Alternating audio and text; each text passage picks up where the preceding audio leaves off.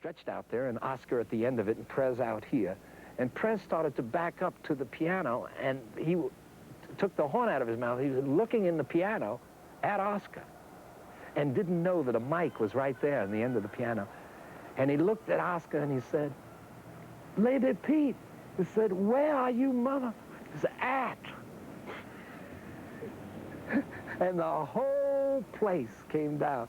Was it the Forum, I think, where they play hockey up a month?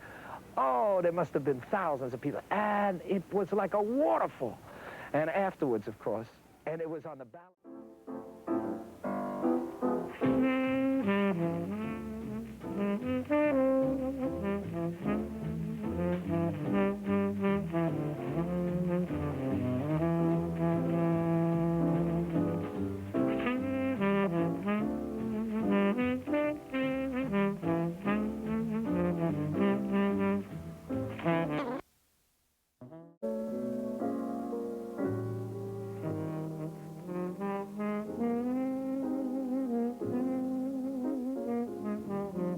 In every art form, in every form of creative expression, there's a spark of energy.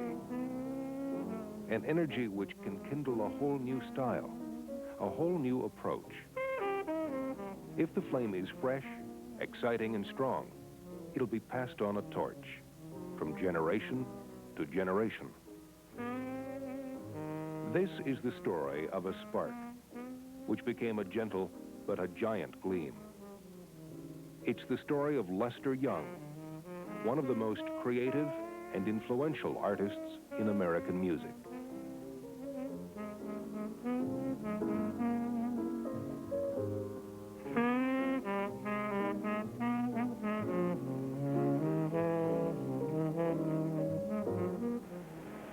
The story ends here on Swing Street, on a lot which was once the Alvin Hotel. The Alvin was more than just a hotel. It was a community of musicians. My friend and idol, Lester Young, lived at the Alvin. It was the final home for the man we called the president of the tenor sax. The story begins where all jazz stories begin.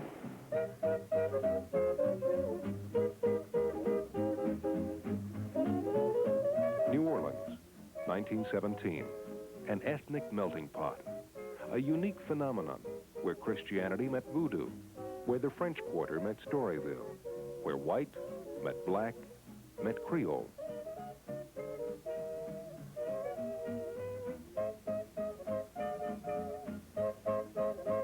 The energies of this multicultured city sometimes ignited fierce and even violent confrontations. But these same colliding energies also lit a fire under the town's musicians, and their jazz began burning up the streets.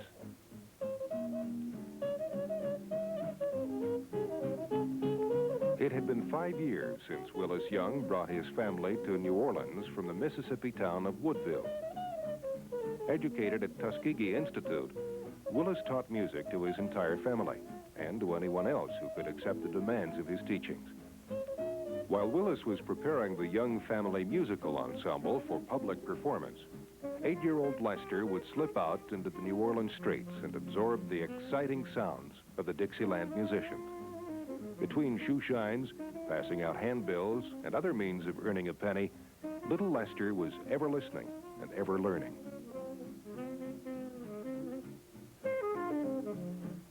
While jazz is said to have been born from a unique tradition, inheriting from Africa and borrowing from Europe, the music itself reflected both structure and freedom. Unfortunately for Lester, Willis wanted structure, and Lester wanted freedom. Say, now, Lester, play your part. I couldn't read a motherfucking note. Get out. Okay? The rest of them went good. Now, you know my heart was broke. Today. So I went away and learned how to read the music, still by myself. Today, when I came back in the band. His dad was very into music. He studied music himself. and was a musician with carnivals, and he traveled a lot, you know, with other musicians. And then as the boys grew, you know, he taught them music. And he had this little band, and he just dragged the kids along, you know, instruments and all. They played jazz and really any style of music their audience requested. Although the continuous travel was tiresome, the family band was refining their skills as musicians.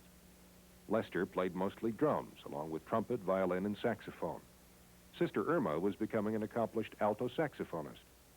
And even 3-year-old Lee was able to play more than one instrument. In 1920, the Young family had settled in Minneapolis, Minnesota.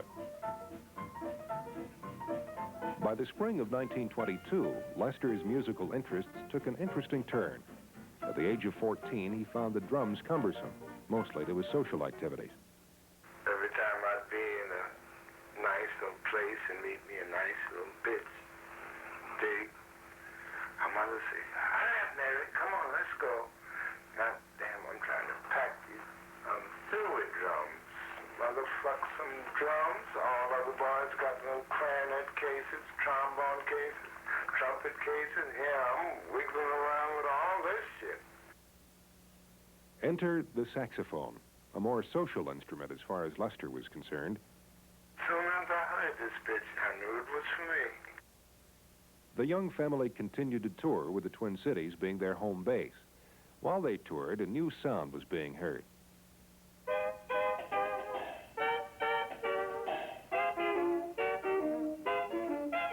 It was a sound that pervaded from the state of Illinois and was labeled Chicago Dixieland. A group of white musicians led by a sizzling cornet player were the talk of the Windy City.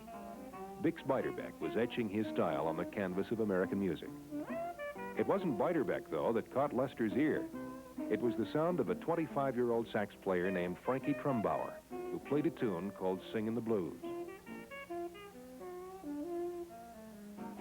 He played the now extinct C melody saxophone, an instrument that produced a heavier sound than an alto, but a lighter sound than a tenor. From the moment Lester first heard Trumbauer, his ears would hear few others.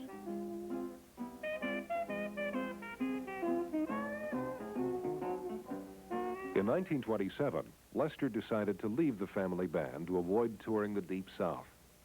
He joined up with Art Bronson and the Bostonians.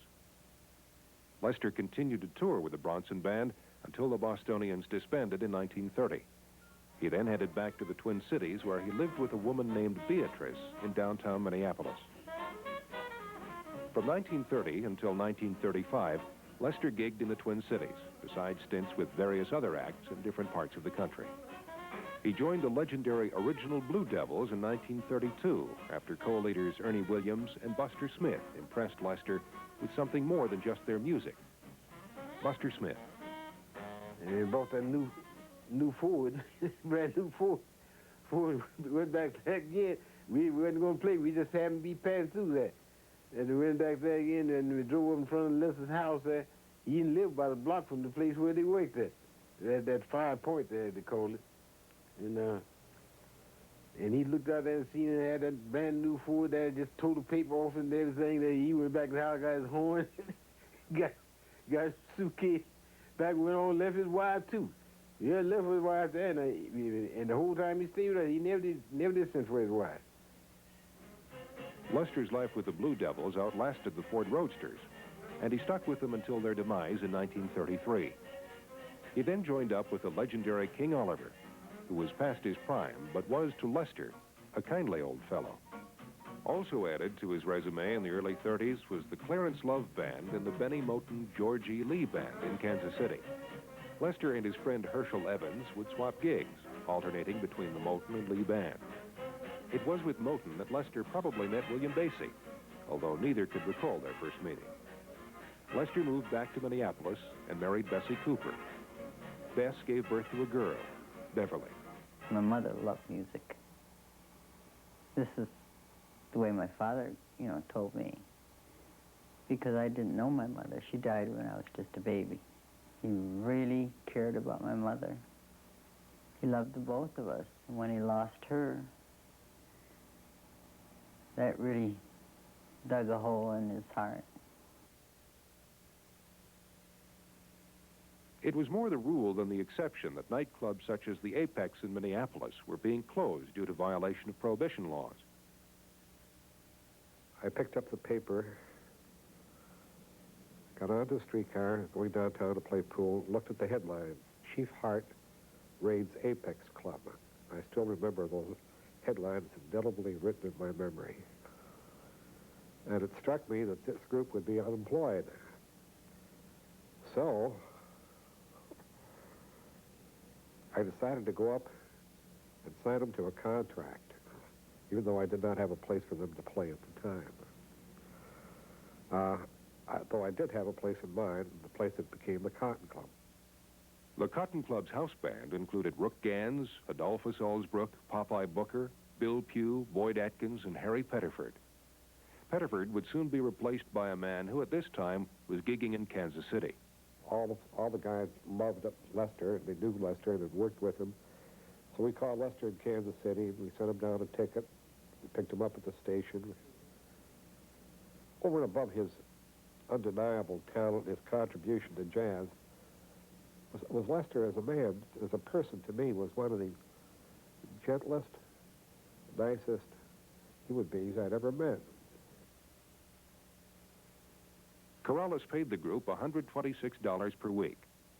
For his money, Corrales had something special. The sounds that they made and the feeling that they produced had a great lyrical quality, as well as a driving quality that was also characteristic of Lester's style. You could hear happiness or trying to be, put a little comedy, or all of a sudden a little roughness in his music. Who knows what he was thinking about, or maybe he spotted someone in the audience that he'd think something cute or funny, and you'd hear it through his horn. Lester played with a sizzling band. While the mostly white clientele was enthusiastic and appreciative, the magic of the Twin Cities band featuring Red Young would soon come to an end. For one thing, there was no money to be made here. Very, very little. I mean, they seemed to do it just for the love of playing, you know. Because if you were working from trying to get rich, being a jazz musician, well, even to this day, it doesn't work, you know, unless you're already rich. But if you really love music, you stay with it. So he stayed here for as long as he possibly could, and then he really wanted to work with, you know, Mr. Basie. So they sent me a ticket, and I went on that way.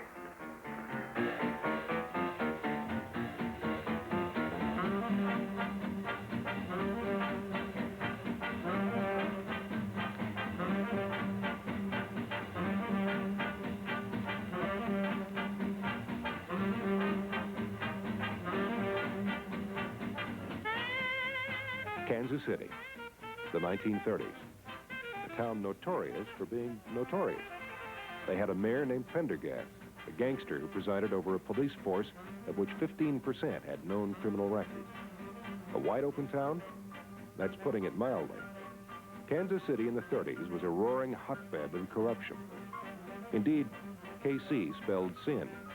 Sin meant money, and the undertakers were running the circus. Needless to say, Prohibition probably produced nothing more than a chuckle to the Pendergast regime as money gushed into the town. Jazz blossomed, and musicians migrated nationwide. Everything happened to me there as far as my career is concerned, with the band. Started right there. It's the most fascinating city I believe that I've ever been in.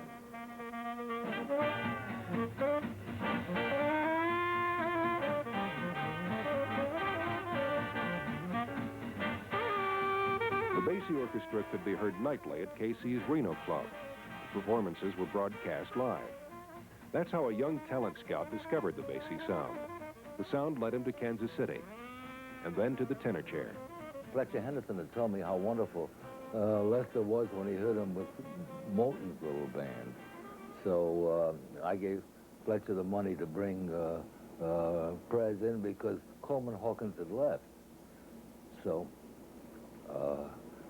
Lester came up, best saxophone player I ever heard. I mean, the moment I heard him, I knew this was it, you know. I mean, in the first place, inventive completely and not an exhibitionist, everything I would have asked for in a saxophone player. And of course, he had a light sound. Henderson snatched Lester up despite some resistance from Basie. Henderson offered Lester about 5 times his Basie salary. The money and the national exposure lured Lester to the Henderson Band in March of *34. But he didn't sound enough like a deep tenor like Coleman Hawkins, so the band said that they'd all quit if Fletcher kept Lester on. So and then Fletcher's wife tried to play him a lot of Hawkins records so he could sound like that, and Lester didn't like that at all. Although Henderson defended Lester's style to the end, Henderson finally gave in to democracy as dissension seeped into the band. It was in New York, July of 1934. Henderson announced to his band that he would let Lester go because, as Henderson put it, he would have no peace staying with you. But before I let him go, I want to tell you this. He can outplay you, and you, and you're going to hear about him. With his release, Lester requested and received a letter of recommendation from Henderson. That same day, Andy Kirk hired Lester as one of his clouds of joy. I told him if he wanted to go in Kansas City, he could come in with me, you know. During those days, the stylist was Hawk. And as musicians, tenor saxophone players came along, they want to sound like Hawkins. Well, Lester Young was a Lester Young, and he was a stylist in his own right, see, so that was the difference. And I got used to hearing his style, and it was something different from all the rest of the tenor saxophone players. You know, you can wear a red tie, you can wear a black tie, and both of them will sound right through if you goes along with your other part of your clothing, you know. So I appreciated him for what he did, the way he did it. He wasn't another Hawkins, but he was playing a style that was musical. Andy Kirk's Clouds of Joy left New York for Kansas City. KC hadn't quieted down at all in Lester's absence. In '36, it was hopping to the sounds of the Earl Hines Band, Jimmy Lunsford, Jay McShann, Andy Kirk, and many, many others. And the Count Basie Orchestra? Everybody was wonderful. Liz Page was wonderful. Basie was wonderful. Joe Jones was the best drummer I'd ever heard. Walter Page was supreme. They even had a great baritone player, Jack Washington, and of course the best first alto man that Basie ever had, and that was Buster Smith. We had 4 sax. We had Jack Washington, a little bitty fella. Jack Washington and Lester Young and Hush Living and myself. Yeah.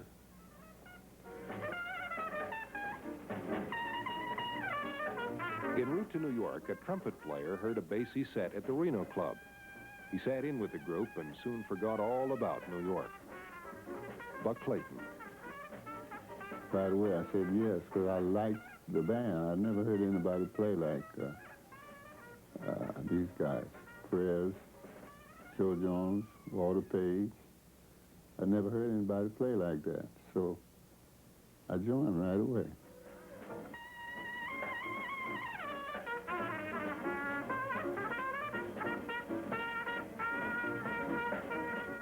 It was a different style than anything I'd heard.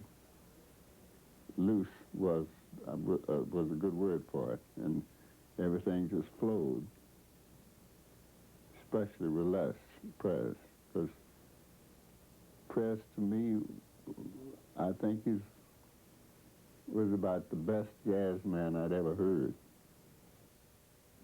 Competition sculpted excellence as Kansas City displayed the finest jazz band. They performed in clubs such as Hell's Kitchen, the Subway, the Sunset, the Cherry Blossom, and of course, the Reno Club. The finest clubs showcased the finest musicians, and the Basie Band was no exception.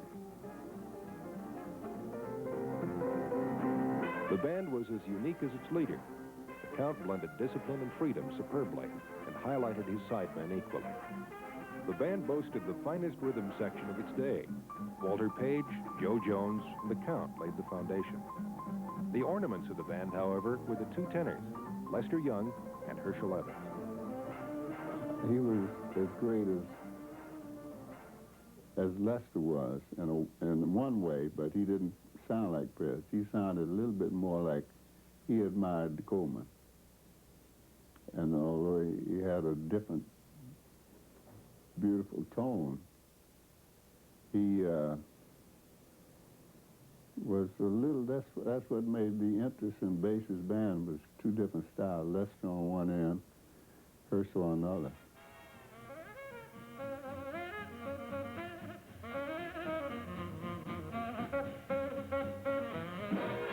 Herschel had a bigger tone.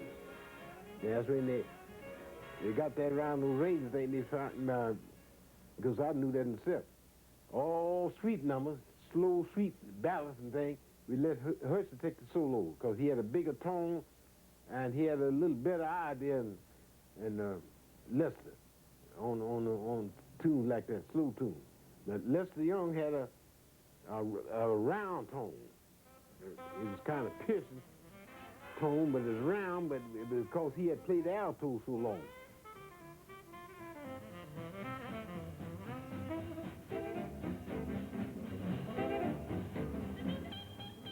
My father and Herschel, the sound just blended so beautifully together. You know, that they never changed it. They just kept it the way it was. They had it out, you know, at one time they didn't like each other. But that was mostly for publicity. In fact, one of them would sit on, they wouldn't sit next to each other. They'd sit on the opposite ends of the reed section and turn their backs to each other. But that was mostly to give the impression that there was a battle of, always a battle of the two tenor players.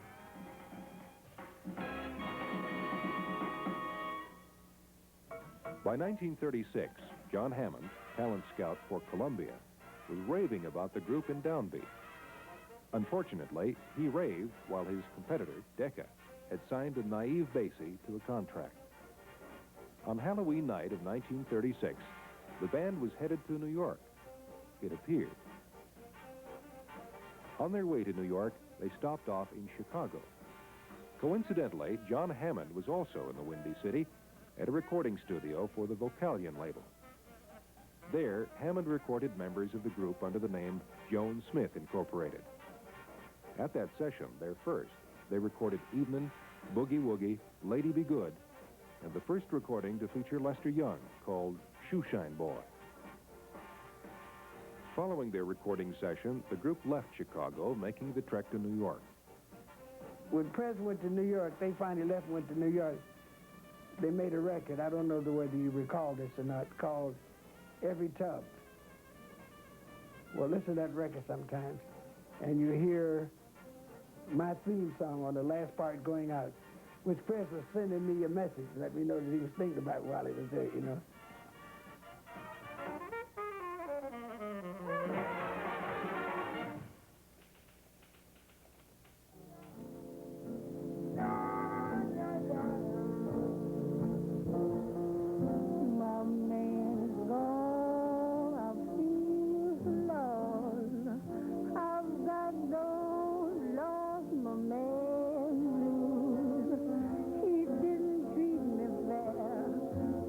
More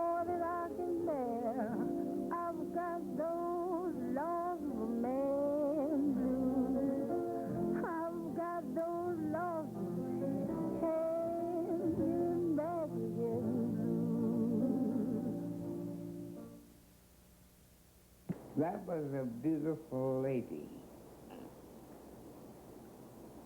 That was a beautiful person. She told them other people that says,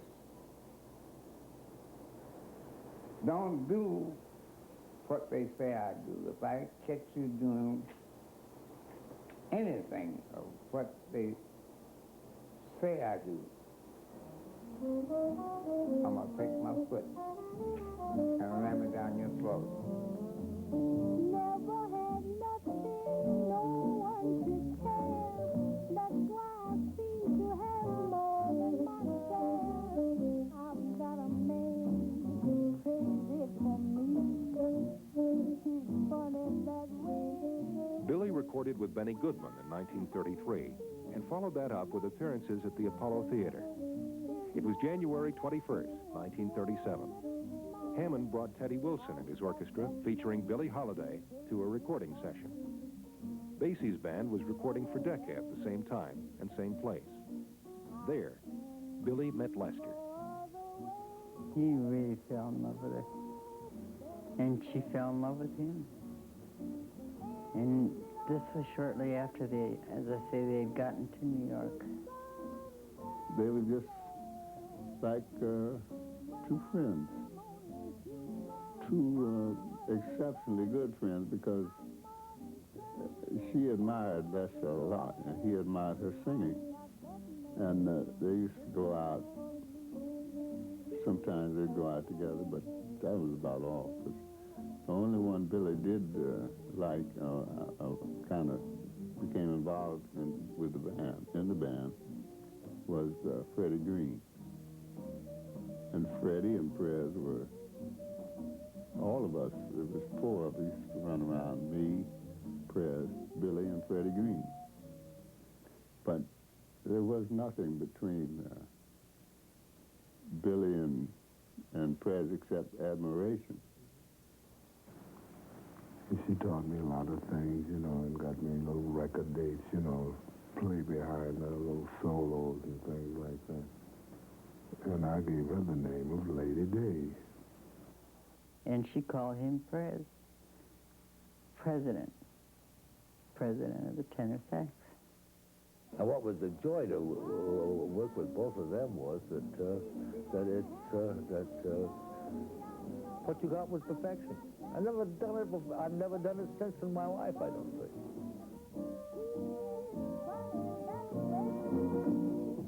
Lady Day soon joined the Basie Orchestra. She was perfect for the band because we liked her and she liked us. And she was just like another one of the guys, another one of the boys in the band. Because sometimes when we'd have to travel, say, 400 miles to get to the next gig, it's a drag to sit up there and just ride 400 miles. You're tired. So we'd shoot craps or something. And Billy we'd all go in the back of the bus and shoot craps for about 300 miles, and you only got 100 more miles to go. So that's the way she was. She fit right in with the band.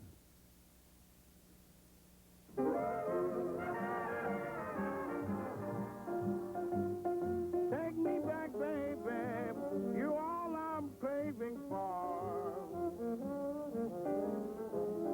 Take me back, baby, please let me have once more. The keys on my key ring that opens your front door. Take me back,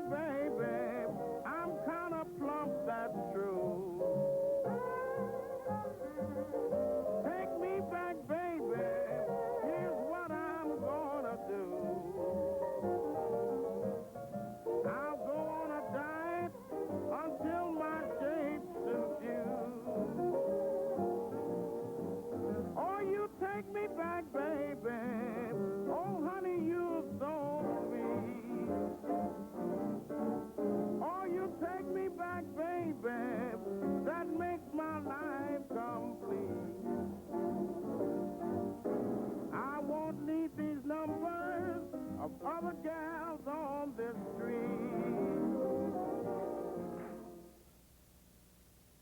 Basie compositions were often written by all members of the group, although credited to the band leader, a common practice with all groups in the 30s and 40s. Band members composed separately or collectively, during a rehearsal, on the bus, or right before a performance. That's how the classic 1 o'clock jump was born. After each number, sometimes we would just start out playing something. I mean, and that band, we could just do an arrangement in the set. And the announcer would come back, what's the name of this one? And we'd give him the name and stuff, you know. So what's the name of it? It was Blue Ball. He said, oh, no, we can't sell no blue balls so the children be listening. I said, that's bad. You can't say that. And so bass looked at me and said, I told you so. He ain't told me nothing. So now we got about 15 minutes to go, and I just started out something, and then when the tenor came in, and the announcer came and said, what's the name of this? I don't know if it was one tenor was. Like 10 Mr. White, it's 1 o'clock jump, you know, it's like that. And fortunately, the riff stuck. And that's really actually how the 1 o'clock jump was born.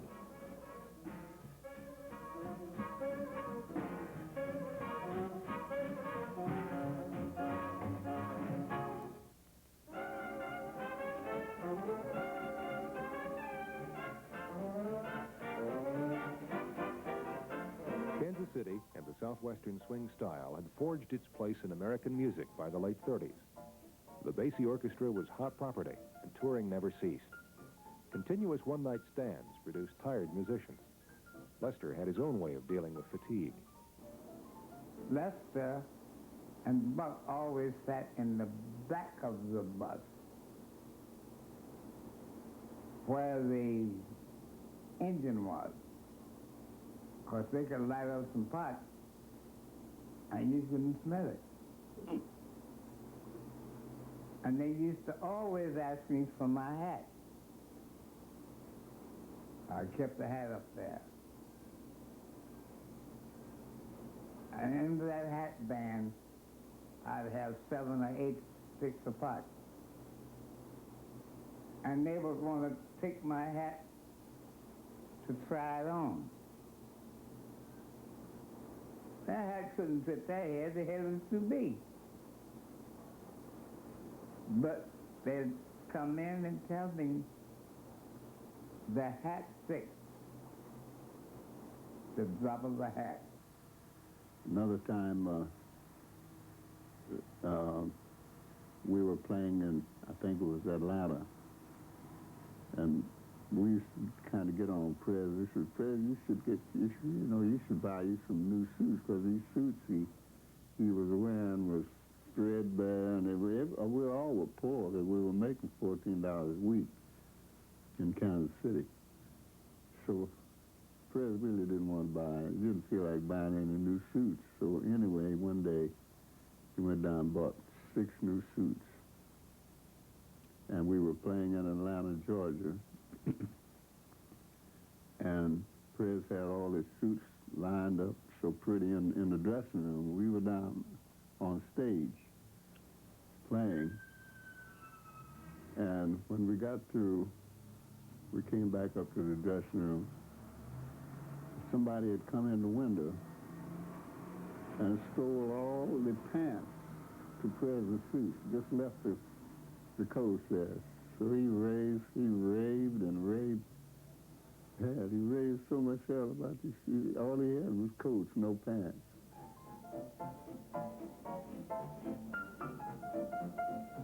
We always had people laughing like crazy. He was a real comedian.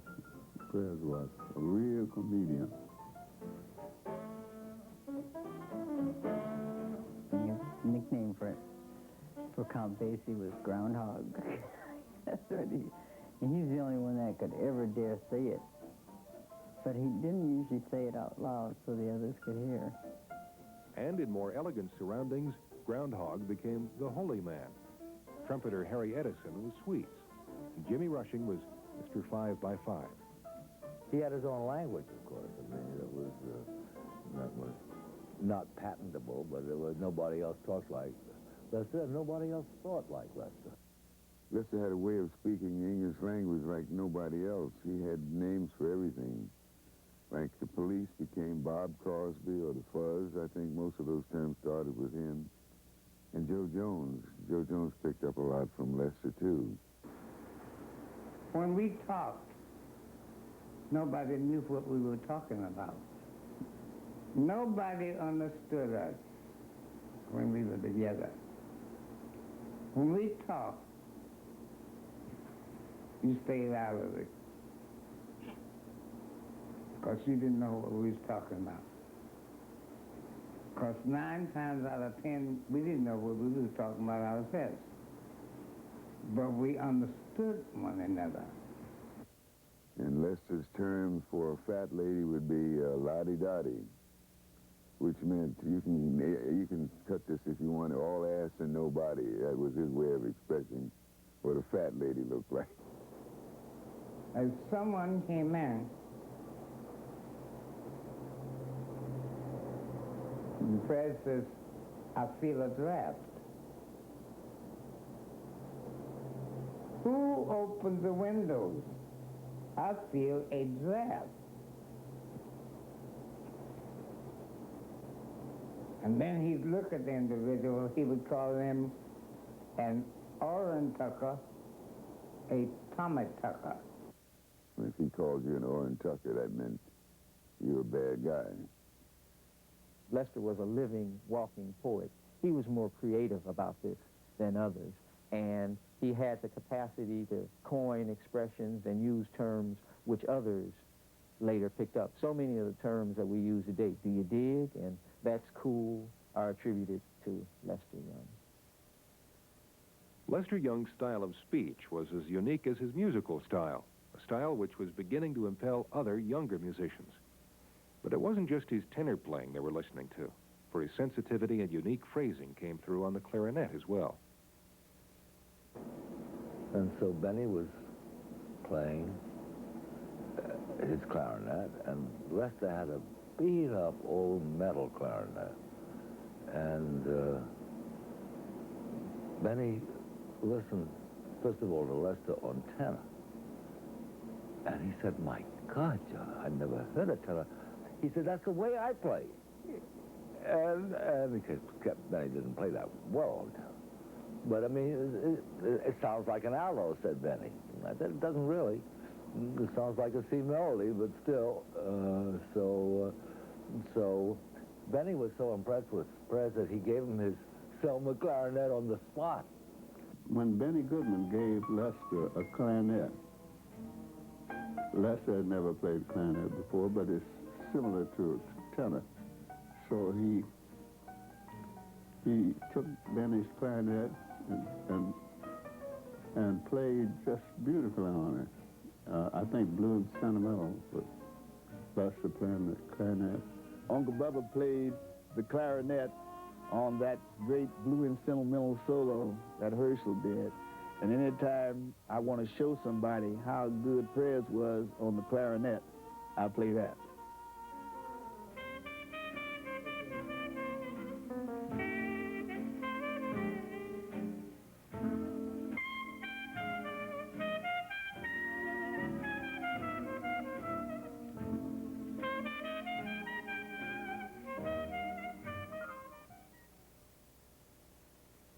"1938 saw the parting of the ways between the Basie organization and Lady Day in a management dispute. It happened just prior to one of the greatest concerts in jazz history.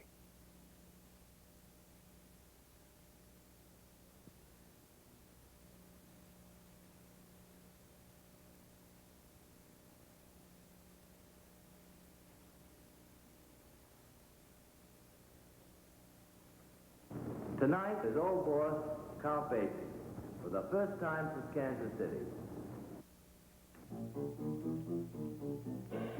Joined together were musical minds from all walks of Afro-American life. Advertised as the Spirituals to Swing, an evening of American Negro music, the concert was designed by John Hammond.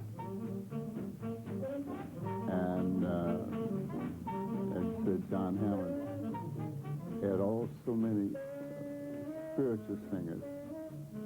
Then it went into blues singers, and then it went into jazz. The Spirituals to Swing featured the Basie Orchestra and 1 O'Clock Jump. The band then broke into smaller groups, Basie's Blue Five and the Kansas City Six. On this night, the Kansas City spirit was ever present. A year later, on Christmas Eve 1939, the Spirituals to Swing returned. Like the preceding year, the concert was a great success, with the Basie Orchestra the featured main event. Also booked for the evening's performance was the Benny Goodman Orchestra. Goodman allowed his guitarist to sit in for a couple of numbers with the members of the Basie group. The guitarist was Charlie Christian. Christian and Young were featured in a few tunes that evening. Contractual problems deprived future generations the beauty of these two jazz masters together.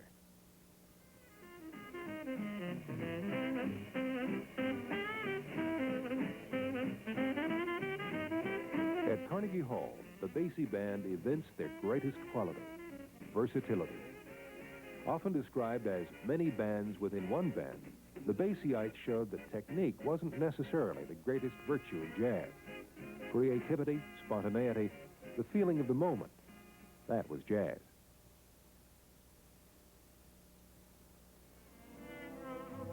Shortly after the Spirituals to Swing concert, the band was playing at the Crystal Ballroom in Hartford, Connecticut. As he stood to solo, Herschel Evans collapsed. He was taken to a hospital in New York, where it was learned that Evans had suffered a heart attack at the age of 30. I'm the one carried him out of the hotel that night he passed. He need a bellhop now. We put him in the cab and carried him in, and never seen a man so sick. And about 10 o'clock, about 1 o'clock that morning, they called from hospital that he had passed. And he didn't know nothing. After Herschel Evans died, I mean, they were really good friends, the best of friends. But after Herschel died, something really, my dad was so hurt. It was like he left, you know, like part of him left with Herschel. We got up on the bandstand to play like a duo, you know. But I mean, it's coming through these instruments, you think? He was a nice person. I was the last one to see him die. When Herschel Evans died, and they were such close friends, he felt a little lost. And he talked to Mr. Basie. He explained that he thought maybe it was time for him to move on and try it on his own for a while and see what happened. Because I know we were at the studio with everybody. I was right there at the time. And everybody's waiting for Lester to show up. We were all ready to record, except Press hadn't come yet. And we waited and waited a couple of hours, so finally, Basie called up the Woodside and got Press on the phone. And he still was home. He hadn't started to leave. Basie said, "What the hell are you doing home?" And Press was supposed to have said, "Well, man, you know, I don't record on the 13th. And it was the 13th, so he didn't show. We didn't have him. He didn't care much for black cats, the four-legged kind. And he didn't feel really comfortable playing on Friday the 13th, but that wasn't the reason he left. Most likely, Herschel Evans' death and musical stagnancy both led to Lester's departure. He left for Los Angeles to form a small group with his brother Lee. Prez made a mistake, you know. He wasn't making terribly much money with Basie, it's true. But Prez got talked into forming his own band with his brother Lee. Of course I'm prejudiced. Of course I'm prejudiced. But I think that was the best small band ever. Now, shoot, that somebody, will say, well, how about John Kirby? How about, how about him? Because this was the band. And it's just unfortunate that it didn't stay around for a long period of time, because it really had every element. It looked good, the all gentlemen, and the musicianship was just outstanding.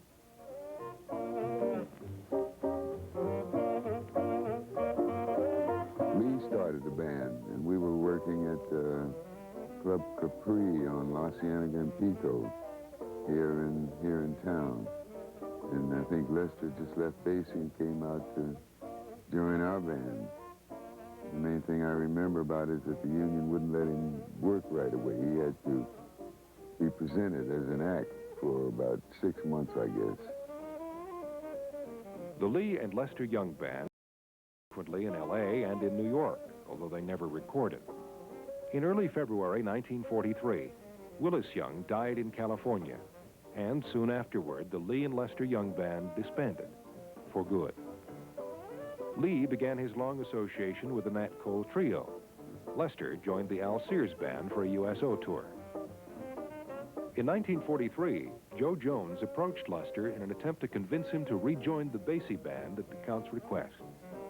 Lester accepted. Oh, I mean, I always bust my nuts when I play with them,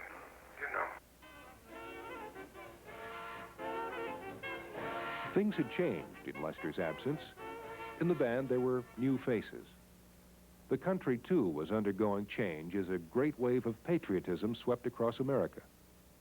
The U.S. had entered World War II. All resources went to the war effort. To the musician, this meant a drastic cutback on the number of records made. To the Basie Orchestra, this meant no recording. Nationally, black America was seen differently in the eyes of the U.S. government.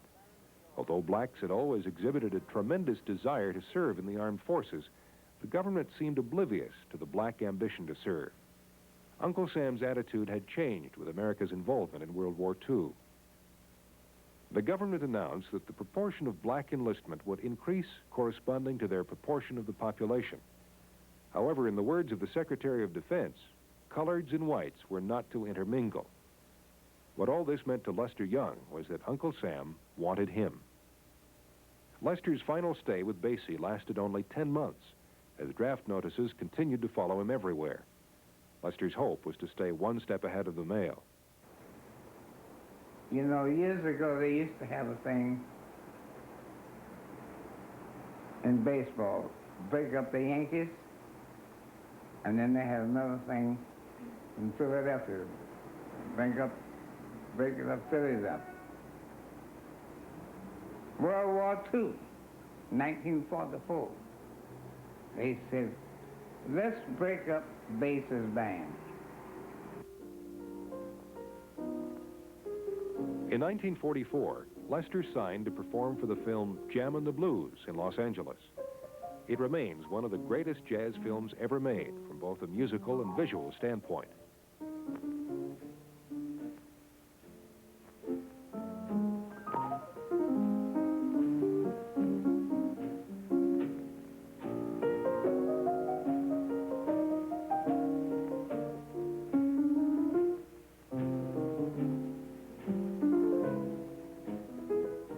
This is a jam session.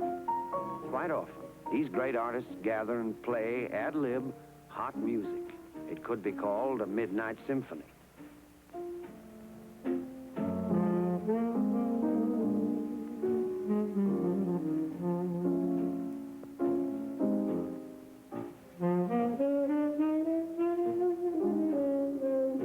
The bassist in the film, Red Callender.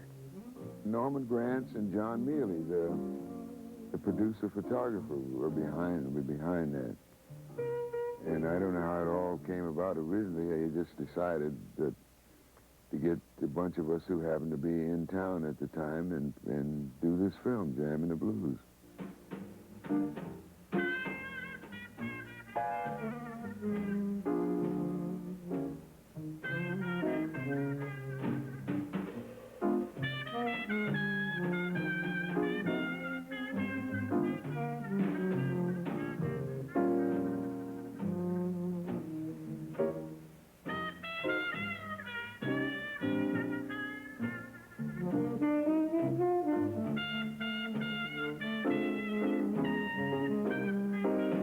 I did the music,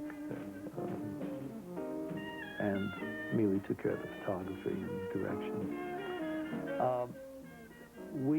I insisted that we do shooting as well as recording simultaneously, but the studio was not used to that, and they insisted on pre-recording.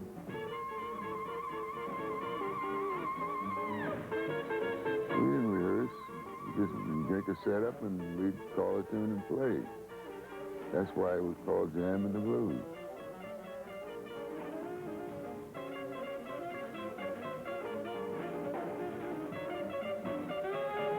Six days following the completion of Jammin' the Blues, Lester and Joe Jones were playing with their small group at an L.A. club.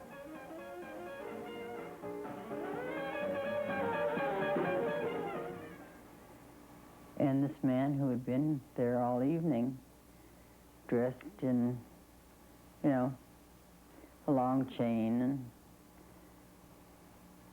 fancy suit, you know, called them zoot suits then. Whatever it wasn't the real thing, because this was a man, a government man,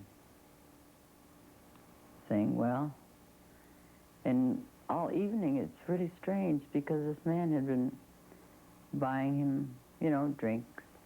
And at that time, my dad really wasn't drinking much. And my father, and Joe Jones, the drummer, were at, you know, just at the bar having a beer. This man pulled out his wallet and said, well, the night's over, and we finally caught up with you. And he looked at Joe and said the same thing to Joe, because Joe had been avoiding the Army too, or any branch of the service. He didn't want to go either. And this man was an agent and said, you report first thing in the morning or you get 5 years in jail. Fred's been in the Army on a Friday. I went in the Army on a Monday. Fort MacArthur, Los Angeles. We had a theme song that we played together. It Could Happen to You. Joe Stafford made it. Ba ba ba ba bee bee bee bee ba ba ba boo boo boo boo da ba ba do. It could happen to you. And everybody told me, says, you're not going in the Army. I said, yes, I am. But I did try on a local level to convince them that Lester was really not the kind of a person that ought to be drafted and given a gun to become a soldier. But I couldn't, obviously I didn't succeed.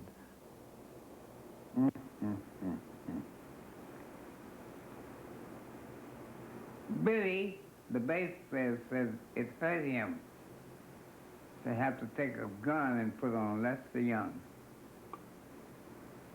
The white band, McClellan wanted to put Lester in the band. The black band didn't want Lester in the band.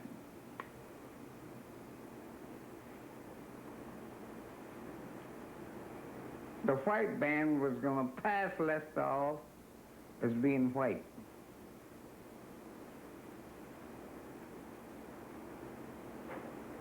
Do you understand what I'm saying? And he was injured in, what is it called, basic training? Yeah, in basic. He was injured, had to go into the hospital. And they were giving him all kinds of pills and things, and, oh, they found some what they said was dope in his locker, or in his foot locker, while he was in the hospital. Most of his problems emanated from this officer who was very resentful that Lester had a white wife and had the audacity to display her on his little stand. He was the great Lester Young prior to the officer and he having the confrontation about his wife. After that, it was just one bad detail after another until they finally drummed him out. How old are you, Private Young? I am 35, sir. You're a musician by profession? Yes, sir. Have you been taking narcotics for some time? For 10 years. Why did you start taking them? Well, sir, playing in the band, we would play a lot of one-nighters. I would stay up and play another dance and leave. And that is the only way that I could keep up. Any other musicians take them? Yes, all that I know. Did the draft board know that you had this habit? Well, I'm pretty sure they did, sir, because before I went to join the Army, I had to take a spinal, and I didn't want to take it. When I went down, I was very high, and they put me in jail, and I was so high, they took the whiskey away from me and put me in a padded cell. And they searched my clothes while I was in the cell. You say you were pretty high. What do you mean by that? Do you mean because of the whiskey? The whiskey and the marijuana and the barbiturates. Did you tell them you took them? Yes, sir. Now, since you've been at Fort McClellan, Alabama, have you been in the hospital? Well, in training on the obstacle course, I hurt myself, and I went to the dispensary, and they ordered me to go to the hospital. While there, they found out about it. The doctor was giving me the same pills that you have there. He gave the one at 9 o'clock in the morning, and one in the afternoon, and 5 and 9 at night. How do the drugs affect you, Private? Affect you badly? Just nervous. Could you do this training here if you left them alone? No, sir. Because I tried it, truthfully. I think about them all the time. But I never hurt anyone, sir. Honestly, no one. Courtesy of the Rights of Information Act and the United States Army files, the truth of Private Young's court-martial is now known. Private Young was found guilty of drug possession and was sentenced. He received a dishonorable discharge from the service, a forfeit of all pay, and 1 year's detention in the U.S. disciplinary barracks.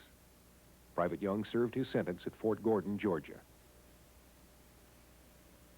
I had to go by the prison gate and wave to Fred while he's out in the yard.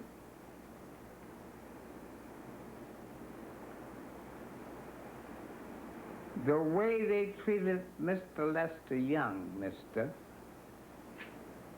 in the Army. They had dogs in camps that they didn't treat like that. Once they had him and could do anything they wanted with him, that's all they seemed to care about. So that's just what they did to him.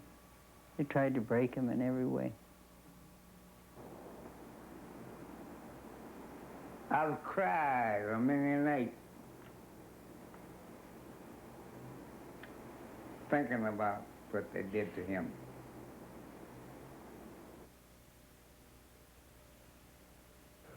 finally corralled the big blow himself, who's been away too long to suit us. Here he is, gents, Lester Young.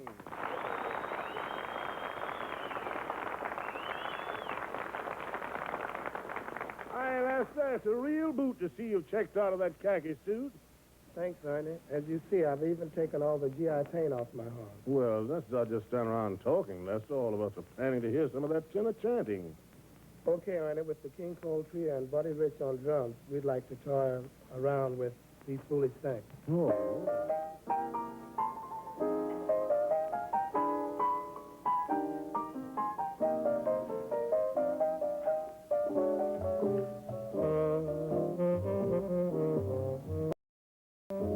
When he got out of the Army, he was different. And I was still in junior high when he got out.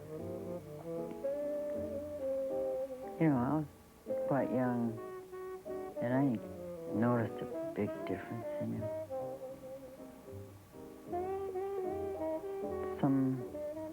Some bitterness that he didn't want to show. He wasn't, you know, crazy to go out and kill anybody in a uniform or anything, but he was bitter and very hurt, terribly hurt. Very seldom the light-hearted prankster that was a part of his M.O. prior to the service. But you know, Lester had a certain fragility about him that probably made what happened to him and undoubtedly happened to other black soldiers or musicians. I wouldn't think that he could have handled it as well as some other people. Lester, what's a good word on the solo section? Well, it's an original of mine, Ernie, and I call it the DB Blues. Yeah.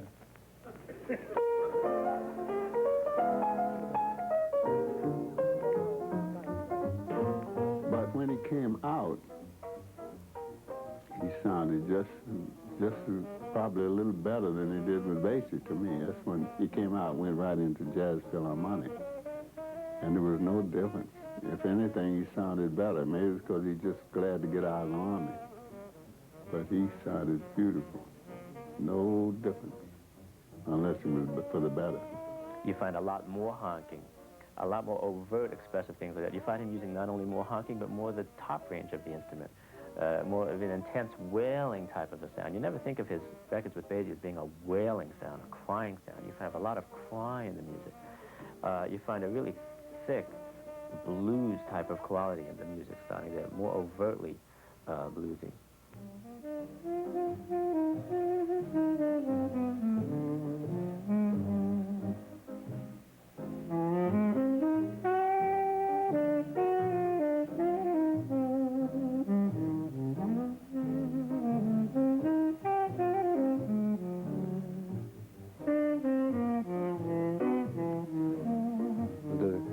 Lightness of sound and that which really was the basis of what became known as cool jazz, that was Lester. People thought he was crazy when he wasn't. People thought he was addicted and he wasn't. So it was all that of Lester had a lot of courage because he was always himself. He wasn't going to make any compromises. He wanted to wear a pork pie hat and, you know, and he wanted to walk with rubber soles and kind of shuffle along because he felt comfortable that way. That was what he was going to do. And he was going to talk the way he did, and if people didn't understand what he was saying to them, that was their problem, not his. But at the same time, I'm sure that to an extent, it was a problem for him. When he traveled, Lester always had his horn, a spare change of clothes, and a gun. The squirt gun. He always seemed to have one around. I don't know where this ever started with him. Probably, you know, when he was a kid. He loved squirt guns. He'd run into places where friends of his would be playing. You know, they'd be up on the stand, and he'd steady his aim, and wham, he'd get him, he'd run out the door, he'd be laughing. Oh, he'd be laughing. Oh, Prez was something else, man. I loved him. We got along so good together. If you want to see a funny sight, somebody should take a picture of him. He was taller than me, you know. Him with the big pork pie and me with the beret. What a sight.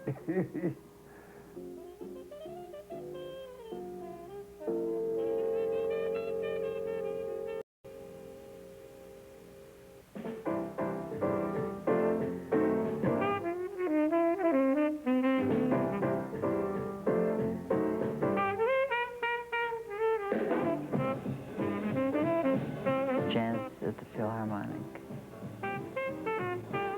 That was big.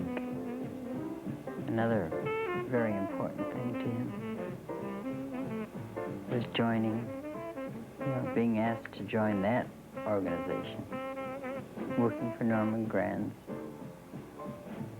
And this was one of the first, I think it was probably one of the first white men that he really came to trust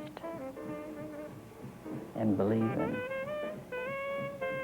Unlike any other impresario of the time, remember too, the Jazz of the Philharmonic was the beginning of the jazz concert tours. There never had been anything like that. There may have been the occasional jazz concert like the one in '38 at Carnegie, but nobody had ever taken the same group of great artists and toured them all over the United States. So in that sense, we were first. The real show was to be a constant battle between Lester Young and Coleman Hawkins, because the president just got out of the Army, and Coleman Hawkins had such a big reputation already, and so it was like a heavyweight prize fight every night to go hear these two guys battle all the time. And I was the third one. Like Lester was playing, I would play, and I was just separating the two. I was kind of like the referee. Yes, I suppose Buck could use the word referee, but I don't think that people really understood the function of Jazz at the Philharmonic behind the stage, not for the public. You didn't have to have Jazz at the Philharmonic to feel the competitiveness, the competition, I should say, between great musicians. All you had to do was go to a jam session that was normally limited to musicians and their friends in after-hours places. And any great artist has an ego and has a pride in what he does. And so, of course, you played competitively. But in the case of Hawk and Lester, their styles were so completely different, and their musical approaches were so different, that the best that I hoped for was that each might inspire the other.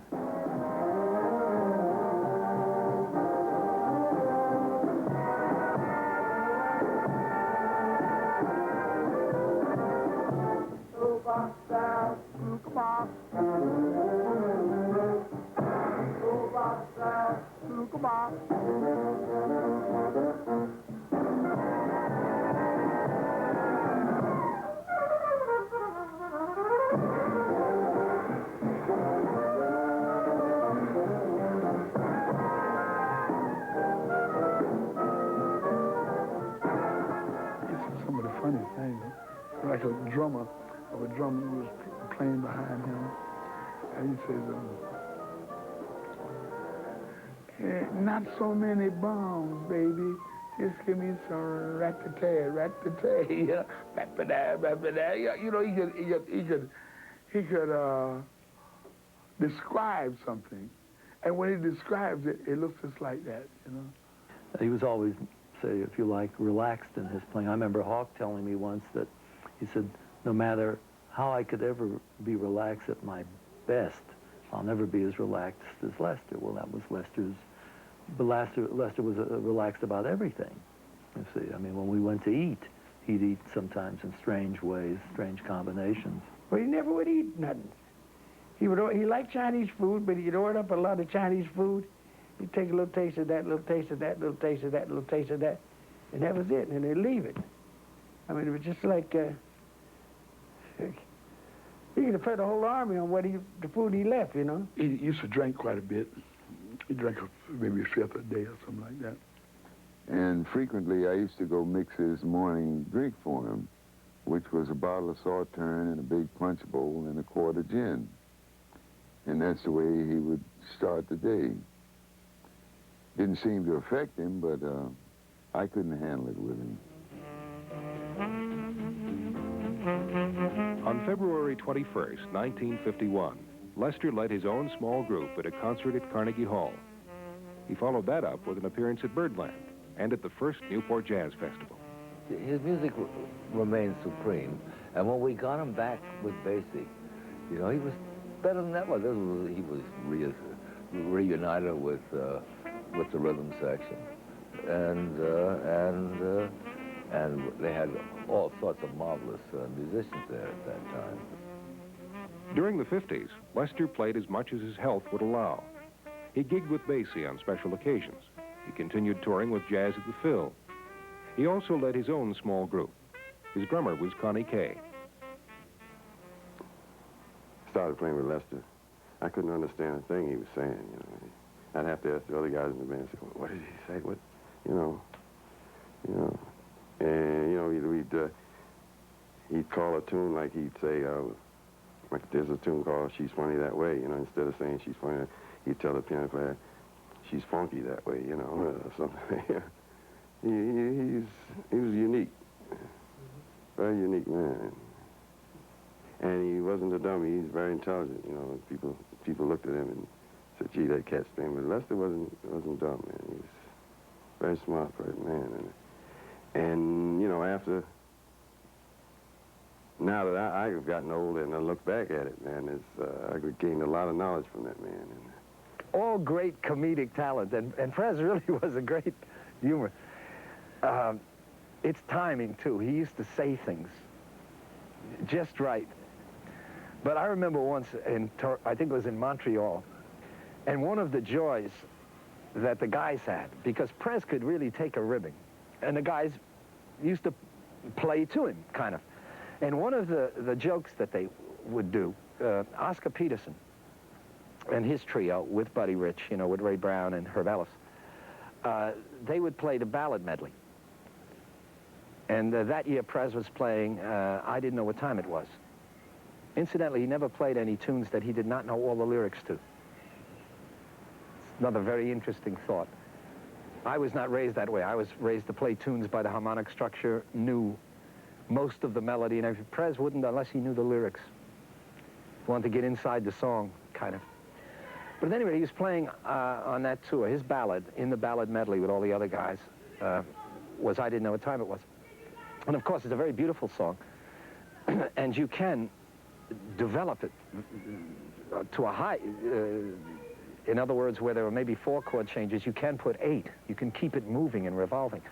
Well, that's how Oscar used to put the needle into Prez.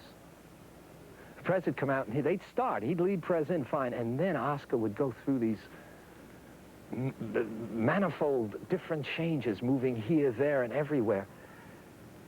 And you could see Prez's eyes. Because Prez liked simple chords back there. And on this one concert in Montreal, he started, there was this long piano, like a 12-foot concert grand, probably used for choirs, with the top of it off. Stretched out there, and Oscar at the end of it, and Prez out here.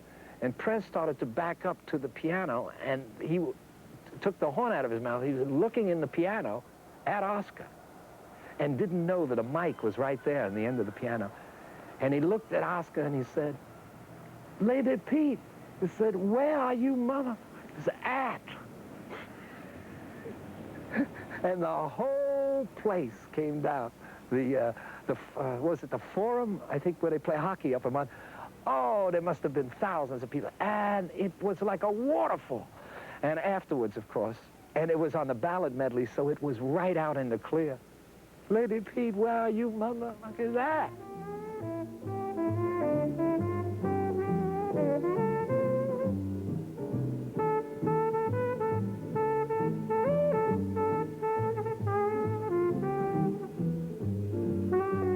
I remember once we were just together walking in the street in some city out in the Northwest, maybe Seattle, somewhere in that area maybe.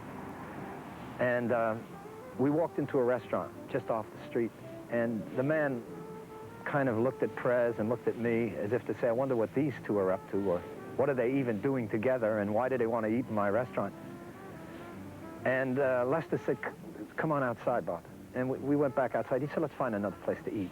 He said, so I said, why? I'm not going to be put off by him. You know, he doesn't like black people, or he doesn't like white people, or black people and white people together. So I'm not going to be put off by him. And when I was 18, I was ready to throw a punch. I thought there were things worthwhile throwing a punch about, and I would have thrown a punch at the man. And Prez said to me, no, it does not pay to do this. He said, I frankly do not want to eat where I'm not welcome. And at the moment, I didn't like it, but it taught me a lesson. He knew about those things. Now, someone could say to me, well, gee, Bob, that's just thumbnail sense.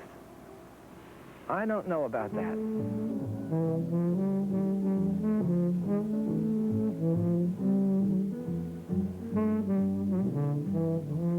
Well, I could still see his face. And I remember we were in a Texas city, and we had come from the airport on a bus. And, of course, segregation was still the order of the day. And the black members of the troupe were going to a black hotel, and then we were going, the white members, Buddy Rich, Krupa, myself, we were going to be taken to a white hotel. And we stopped by the black hotel. And, of course, all of the black members started getting off. And Prez had been sitting next to me, and he got up and started walking down the aisle, and he looked back at me, and he said, you know the story, Morning Glory. It was in Texas where one of the most amazing racial confrontations occurred. Norman Granz versus the city of Houston. Norman raised hell because we were booked on a flight with other people, and they roped us off because we were whites and blacks traveling together. But we were not to travel with the other people. We were roped off. On the plane, there were ropes for our seats. And I remember Norman raised hell about that because he said, I pay what those people pay. My people will get on a plane. They'll sit wherever the hell they want to, et cetera, et cetera. In fact, Norman sued the city of Houston over this concert and won. We played the first desegregated concert. But at any rate, in the course of that airport situation, Prez, with that wonderful pork pie hat of his, and that beautiful Fu Manchu look he used to get behind his doo-wah, and a little bit of grass, a little poke there. He was standing there with me, you know, and that's funny, and I can't get over it, too. I always remember his jackets with the padding, and, you know, where they don't sit right, and it looked like he had a hanger in his jacket, you know, and with that hat, and his shoulders up a little high, and he's just with the hands together. And I was just standing next to him, and here came these two Texas state troopers. And Bigfoots, you know, 7-foot guys, real mean-looking fellas. And they looked at him as if to say, who the hell is he?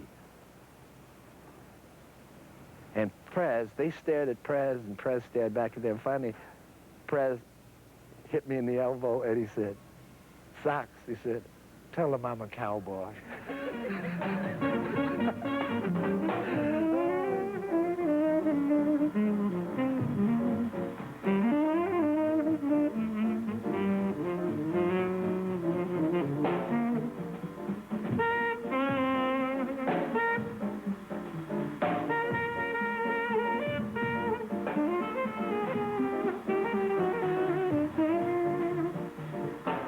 Continuing to forge new directions in music, Lester was confronted with a dilemma. There were so many Lester Young imitators that it was hard for the Prez himself to find work. A lot of people don't know too much about Prez, you know. They should, but they don't. He never got the exposure he should have gotten. Only reason he got the exposure that he got is because cats started trying to copy him, you know. And they got all the exposure. plus the bread too. One of Lester's statements would be, Stan gets the money playing me. You understand that? Without Lester, you wouldn't have Coltrane, you know, or Stan Getz and those kind of people, you know, so. That's where, you know, he wasn't just another saxophone player. He was a new voice in jazz and an inventor of another style.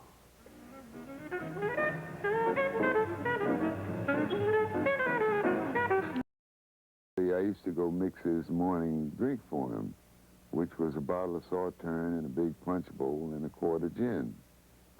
And that's the way he would start the day. Didn't seem to affect him, but I couldn't handle it with him. On February 21st, 1951, Lester led his own small group at a concert at Carnegie Hall. He followed that up with an appearance at Birdland and at the first Newport Jazz Festival. His music remained supreme, and when we got him back with Basie, you know, he was better than ever. He was reunited with the rhythm section, and they had all sorts of marvelous musicians there at that time. During the 50s, Lester played as much as his health would allow. He gigged with Basie on special occasions. He continued touring with Jazz at the Phil. He also led his own small group. His drummer was Connie Kay. Started playing with Lester. I couldn't understand a thing he was saying, you know. I'd have to ask the other guys in the band, say, what did he say? What, you know. And, you know, he'd call a tune like he'd say, like there's a tune called She's Funny That Way, you know, instead of saying she's funny, he'd tell the piano player, she's funky that way, you know, or something. He was unique, very unique man. And he wasn't a dummy, he's very intelligent, you know. People looked at him and said, gee, that cat's thing. But Lester wasn't dumb, man. He was a very smart man. And you know, now that I've gotten older and I look back at it, man, I gained a lot of knowledge from that man. All great comedic talent, and Prez really was a great humor. It's timing, too. He used to say things just right. But I remember once, I think it was in Montreal, and one of the joys that the guys had, because Prez could really take a ribbing, and the guys used to play to him, kind of. And one of the jokes that they would do, Oscar Peterson and his trio with Buddy Rich, you know, with Ray Brown and Herb Ellis, they would play the ballad medley. And that year, Prez was playing I Didn't Know What Time It Was. Incidentally, he never played any tunes that he did not know all the lyrics to. Another very interesting thought. I was not raised that way. I was raised to play tunes by the harmonic structure, knew most of the melody, and everything. Prez wouldn't unless he knew the lyrics. Wanted to get inside the song, kind of. But anyway, he was playing on that tour. His ballad, in the ballad medley with all the other guys, was I Didn't Know What Time It Was. And of course, it's a very beautiful song. And you can develop it to a high, in other words, where there were maybe 4 chord changes, you can put 8. You can keep it moving and revolving. Well, that's how Oscar used to put the needle into Prez. Prez would come out and they'd start. He'd lead Prez in fine, and then Oscar would go through these manifold different changes, moving here, there, and everywhere. And you could see Prez's eyes. Because Prez liked simple chords back there. And on this one concert in Montreal, he started, there was this long piano, like a 12-foot concert grand, probably used for choirs, with the top of it off. Stretched out there, and Oscar at the end of it, and Prez out here. And Prez started to back up to the piano, and he took the horn out of his mouth. He was looking in the piano at Oscar, and didn't know that a mic was right there in the end of the piano. And he looked at Oscar and he said, Lady Pete, he said, where are you, mother? He said, at. And the whole place came down. Was it the Forum, I think, where they play hockey up in Mont. Oh, there must have been thousands of people. And it was like a waterfall. And afterwards, of course, and it was on the ballad medley, so it was right out in the clear. Lady Pete, where are you, motherfuckers at?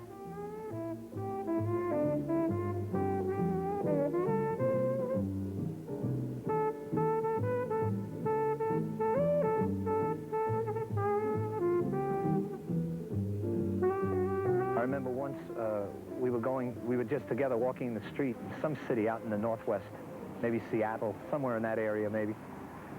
And we walked into a restaurant just off the street, and the man kind of looked at Prez and looked at me as if to say, I wonder what these two are up to, or what are they even doing together, and why do they want to eat in my restaurant? And Lester said, come on outside, Bob. And we went back outside. He said, let's find another place to eat. He said, so I said, why? I'm not going to be put off by him. You know, he doesn't like black people, or he doesn't like white people, or black people and white people together. So I'm not going to be put off by him. And when I was 18, I was ready to throw a punch. I thought there were things worthwhile throwing a punch about, and I would have thrown a punch at the man. And Prez said to me, no, it does not pay to do this. He said, I frankly do not want to eat where I'm not welcome. And at the moment, I didn't like it, but it taught me a lesson. He knew about those things. Now, someone could say to me, well, gee, Bob, that's just thumbnail sense. I don't know about that.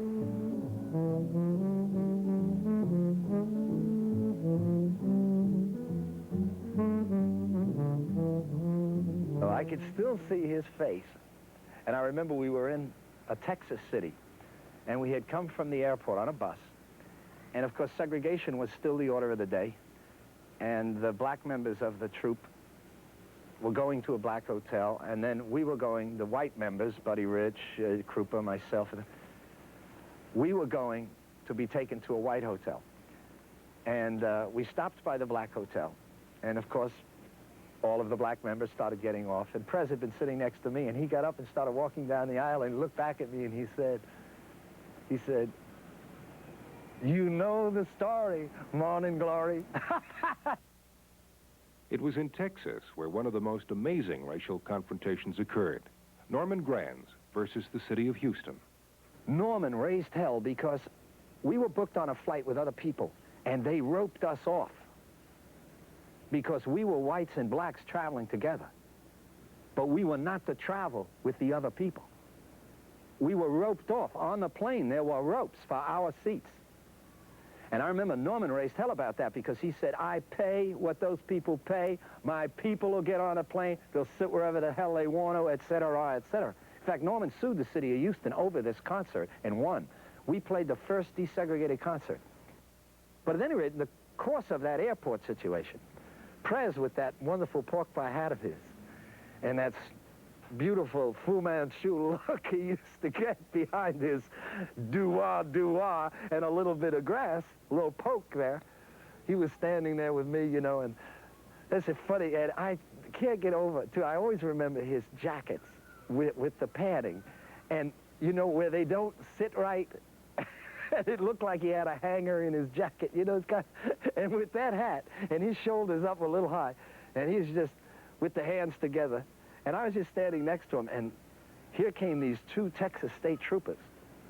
And big foots, you know, 7-foot guys, real mean-looking fellow. And they looked at him as if to say, who the hell is he? And Prez, they stared at Prez, and Prez stared back at them. Finally, Prez hit me in the elbow, and he said, Socks, he said, tell them I'm a cowboy.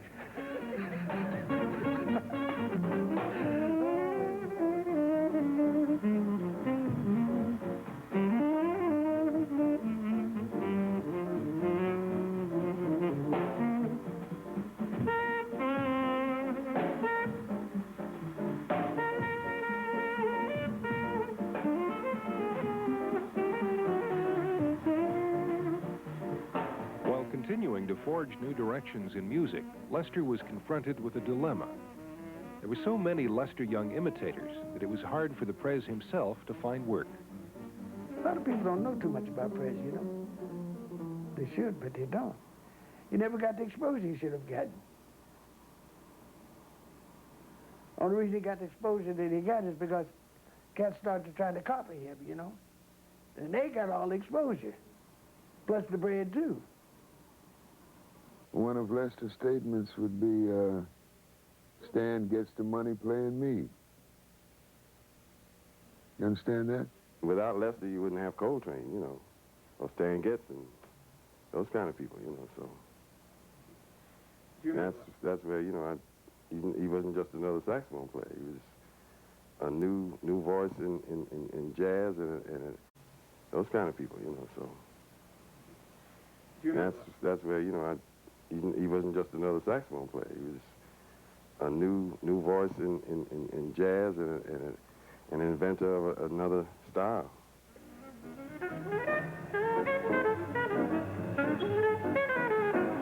Charlie Parker was influenced by Lester. I'm sure. I've heard him play a lot of things that Lester played first. Because Charlie Parker was, in my estimation, an outgrowth of Lester Young. He learned so much from Lester, as did Charlie Christian. December 8, 1957. Lester Young agreed to appear on the television program The Sound of Jazz. And do you know what? He couldn't hardly stand up. Yeah, he could hardly stand. We didn't think he'd be able to make it. And he got up there and played with so much feeling, you know. So that's about the playing part, you know.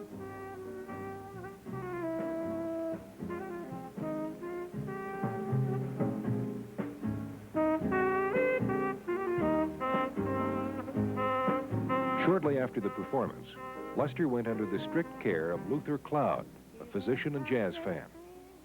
Dr. Cloud helped Lester abstain from drugs and alcohol. He had since moved out of his house in Queens and into the Alvin Hotel, located on Swing Street. The Alvin housed many jazz musicians since it faced Birdland, one of the most renowned jazz clubs in New York. From his room, he could see his friends frequent the club. If he felt up to it, he would join them on stage. And if he didn't, he stared out the window while listening to Chopin and his favorite male singer, Frank Sinatra. A friend, Elaine Swain, kept him company and cared for him while he regained his health. John Hendricks was one of many friends who visited the Prez at the hotel. And I said, hey, Prez, I said, I got this solo that I wrote for you, and I'd like to read you the words, you know. And he said, you know, Prez, he said, I don't use my eyes. He said, I use my ears. And you got a nice sound. And I was with Randy Weston, you know, and both Randy and I had tears in our eyes, you know, because the last 8 bars of what I had written was, I'm wise, your ever-watching eyes are busy looking constantly, but you got to listen if you want to hear what's missing, then you really can see. Isn't that beautiful? Isn't that beautiful? He sensed things, and he was always open to signs. For example, someone said to him that, someone pointed out that if a butterfly came and landed on his hand, he said that that was a sign that someone loved him. And birds, sounds, things such as that, all these were, he maintained, telegrams from the outer world to him, carrying some special kind of meaning, some special kind of significance. Now, that's not the ordinary individual. And then, too, we might dismiss that as simple superstition, but one person's superstition is another person's religion. Then, too, it's pointed out that with alcohol, for example, he sustained himself. You might say it was a medicine, but then, too, you might say it was a sacrament insofar as whenever you came into the room where he was staying, he'd offer you some alcohol, for example. They had asked him to stop drinking alcohol. And I saw him, I ran into him at Birdland at the bar. I don't think he was playing. He had just dropped by. And I said to him, I noticed you're drinking, Prez, you know. He said, socks, you know. I said, I have to drink. You know, I said, why? He said, just the pain's too much. When I drink, the pain goes. So I said, well, you have to do what you have to do. And he said, he let me know that he didn't expect to last very long. And kind of in a way, the manner in which he told me, it was kind of graceful. In 1958, Lester promised to appear at the Blue Note in Paris. He was to leave in December and stay there for 5 months. Although friends urged him to stay home and recuperate, Lester was determined to honor his obligation and leave for Paris. He arrived in France in December of '58. Although he was weak and lost some of his technical skills, he still... It was the Blue Note. And that night, Joe Newman and I, we went to see Prez. And Prez was drinking pretty heavy. He was having blockbusters at that time, where you take the gin and drop it in the glass, and the beer, see? And then when he would play, a lot of his sounds would not come out. This was showing us that he was becoming very weak. And he just had no desire to really actually live on for what he had been through, and we could feel this. I spoke to him the night before he left to go back to New York, because I went by to see him, you know. And we talked, you know. He said, Lady K, I'm getting out of here. I'm going back home tomorrow morning. That's just gone, you know. And a few days later, I heard he died. At 3:40 a.m. on March 15th, 1959, Lester was dead. The cause of death, a heart attack brought on by malnutrition. At Lester's funeral, which was a very moving occasion for a number of reasons, I was right behind Zudi when, you know, we went to view the casket, which is, it's a rather barbaric custom to do that, but nevertheless, I couldn't help, you know, I wanted to take a last look at him. And he looked very peaceful in his coffin there. And Zudi was ahead of me, and then after he'd stepped away, he just turned around and came back one more time and looked at him.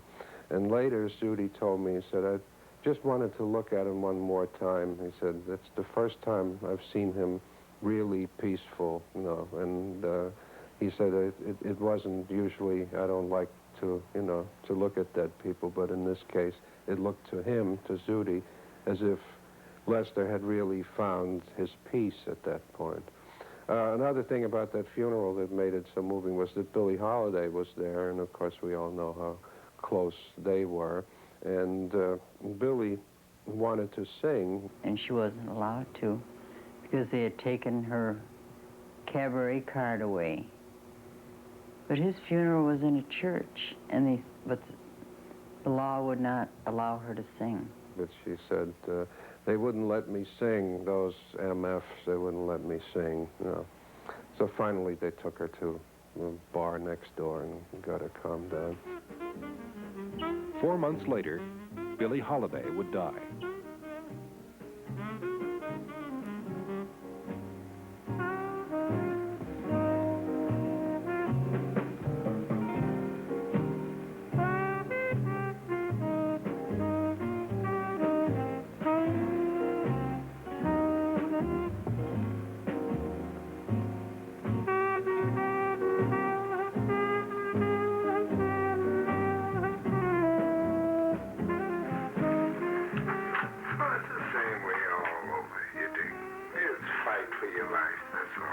Until death do we part, you got it made.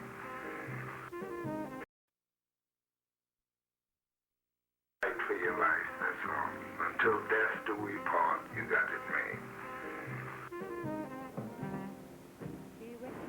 The Prez Award, displayed on Swing Street, a visible tribute to the life and music of Lester Young. Maybe the greatest tribute isn't what is etched in stone or seen on street corners. The greatest tribute to Lester Young can be found in those who followed and imitated him. And I know that as long as we play jazz, we'll always hear the music of Lester Young.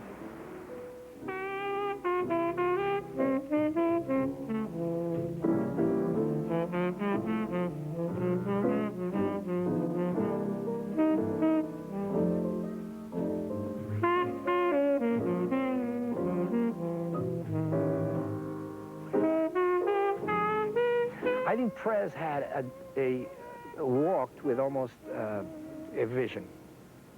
It went everywhere with him, and it maybe just was, I don't know if anyone could see it, but I used to think of it, not as a halo, but as some kind of a bubble. And I think he was insistent upon bringing everything that was disparate outside that bubble into a consistency with it. And the way in which he did that was through the horn, if only to make life beautiful for the next 2 minutes while he played a song. Make it so damn beautiful.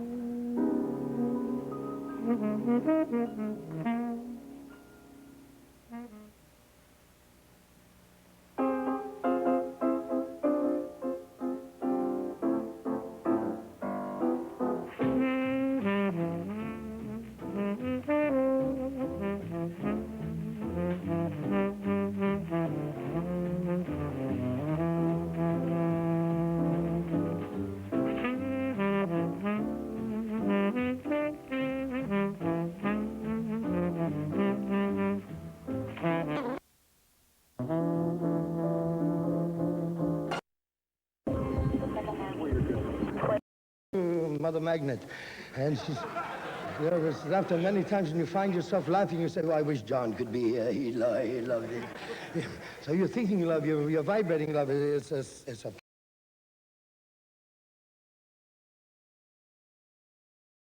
torch from generation to generation. This is the story of a spark, which became a gentle but a giant gleam. It's the story of Lester Young, one of the most creative and influential artists in American music.